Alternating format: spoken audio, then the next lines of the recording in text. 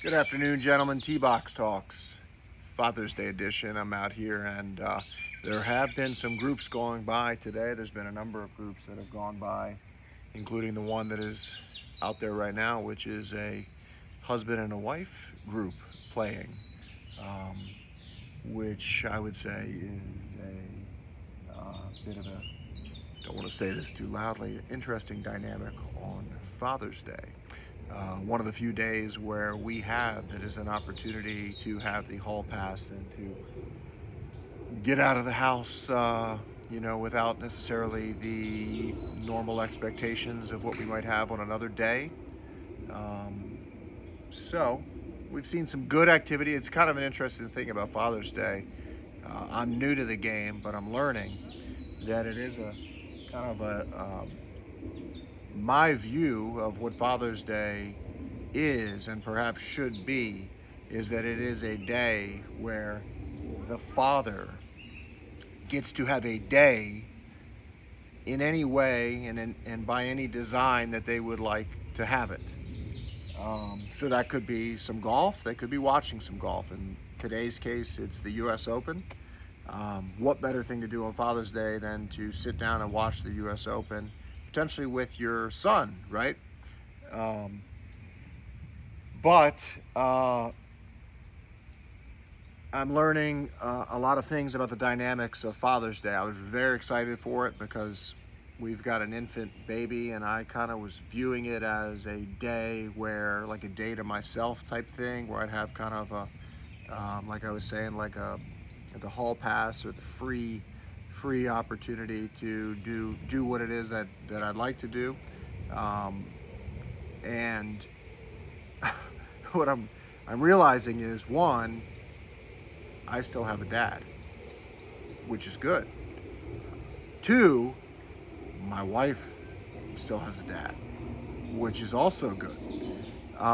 But those are other considerations in terms of how the day must be spent. In the case of today, my dad is out of town, so I'm not actually be spending it with him. Although that would be nice to play golf or something potentially. But in the case of my wife, she has obligations of her own with her dad, which she is looking forward to. However, because of that, it isn't like it can be a day in its entirety dedicated to me, because of course we have our baby who needs to be taken care of, and who actually, I love spending time with. But at the same time, there are some obligations, there are some responsibilities, and it's not completely, I was kind of describing it as the Father's Day. As opposed to Father's Day, it's the Father's Day, like a day dedicated to the Father. In any case, the U.S. Open is underway today. Scottie Scheffler in the final group with Wyndham Clark. Wyndham Clark, this guy, you can tell he is struggling with some demons. And he doesn't have the support of the crowd whatsoever. Now, why is that? He had the incident with Oakmont. He's maybe had other incidents. But there's a book that is called All About Them. It's a business book. And it's about a kind of perspective as a business owner or manager where your entire kind of responsibility and mindset and perspective should be one in which you are focused on them and not yourself. That being your team or your customers, something outward, not you, right? And it's interesting because Wyndham is playing with Scottie Scheffler, and we already know Scottie Scheffler as a Christian, as a, you might say, religious man, certainly a spiritual man, but in his life there already is something much bigger than himself, which is very clear in his faith, in his priority of God, family. He's kind of operating with a higher power. And as a result, I've been fortunate enough to see him play in person, and you can feel the aura in him. And you naturally are rooting for him. You're certainly not rooting against him. Maybe you're not rooting for him in the same way that you would someone like Tiger, who just completely energized you, and you just like his assertiveness and his aggression and his fire and his energy, would just kind of transcend things and would make you want to have a part of that, and you just root for those feelings, those experiences. It's kind of like driving like a fast car, like listening to some EDM music or something. Like you would just get those endorphins and dopamine going. You're not going to experience that with Scottie Scheffler, but you do know, you are aware as you watch him in person or on TV, that you are rooting for greatness. That is clear. In the case of Rory, there's something similar about him, and just that, the success that he had at such a young age, and that he was in the public eye at such a young age. In the case of Wyndham, he's a man that has a story of his own that includes a lot of adversity, a lot of challenges, a lot of grieving, things like this. However, why has he not won over the crowd? Why has he not won over the crowd? Well, I feel like in some way that he has not welcomed the crowd into his struggle. He has not welcomed the crowd to his humanity. It's like he has been open about it.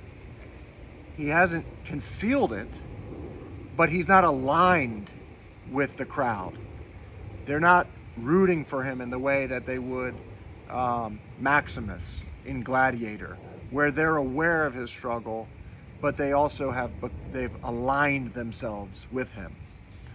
And I think for him to prevail, or for him to really break through, he has to find a way to do that, because he has all of the other kind of elements of the hero story, and yet in this tournament he is the villain. He is the villain, because he's in a way a little petulant at times, and angry at times, and closed, maybe open in interviews and with what his experience has been, but you can tell he's battling with himself, and maybe it's the difference between ego and a different type of ego. I mean, how about Jordan? Both Jordan and Tiger, they had monumental egos, and yet they always had the crowd. So what is different? Why is it different for Wyndham? There's just those people. There's just those people who kind of somehow take on these villain type identities. And I don't know that they want them to be villains. Like, why would they, like, in their own minds, and I think people have said this before, like, even the villain is the hero in his story.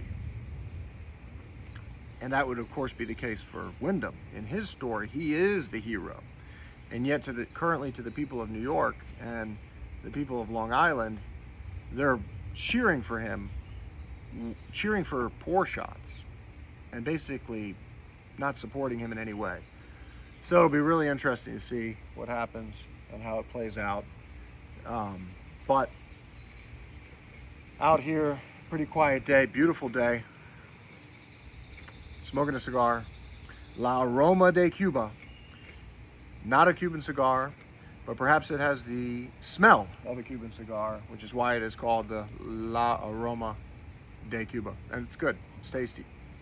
But what I haven't figured out yet about this T-Box Talks, I want to continue to be able to do it, but I've realized that, like, if I talk quieter as the groups come by, which is customary in golf, like to not be too loud when people are about to hit, the camera can't pick up the audio. But if I talk at my normal volume, they can probably hear me back there, and they already probably think it's weird that I'm out here talking to a fucking camera. Smoking a cigar, but it's Father's Day. And it is the Father's Day. and we can do what it is we'd like. And in the background here is a young man out with his old man. Young man out with his old man. Doing what a son should.